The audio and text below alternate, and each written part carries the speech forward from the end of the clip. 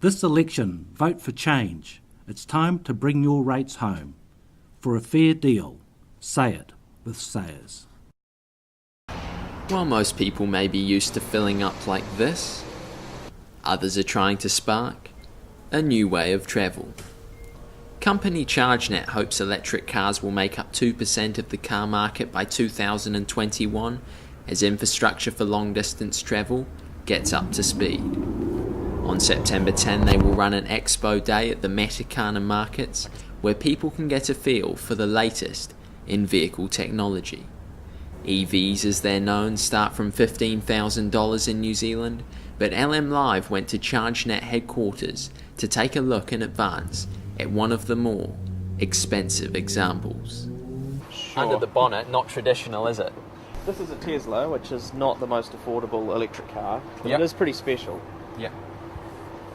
There's your engine bay. So the Tesla design takes advantage of the fact that batteries and electric motors can be positioned pretty freely. So they put the electric motor on the rear axle and they put the batteries in the floor, giving you tons more storage than you would normally have.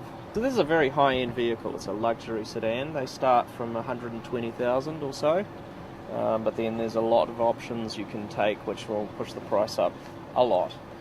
But the very highest performance model will do 0 to 100 in 2.5 seconds.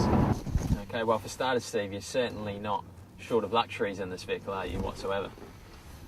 Right, like I said, it's a very high-end luxury sedan. So it's pretty fancy. You've got a 17-inch touchscreen, which is your main way of interacting with the car. But even the dashboard itself is fully electronic. It has full torque from 0 RPM and there's no lag at all. The display here shows, in addition to your speed, it shows the power that you're delivering through the electric motor, both positive and negative. So in other words, when you put your foot down, you're accelerating like that, but when you lift off, you're decelerating and the motor is regenerating power back into the car's battery. So on a full charge, it would be a 400 kilometre range, but we're on a little over half a charge at the moment. If you have it plugged in at your garage at home, then it's an overnight charge.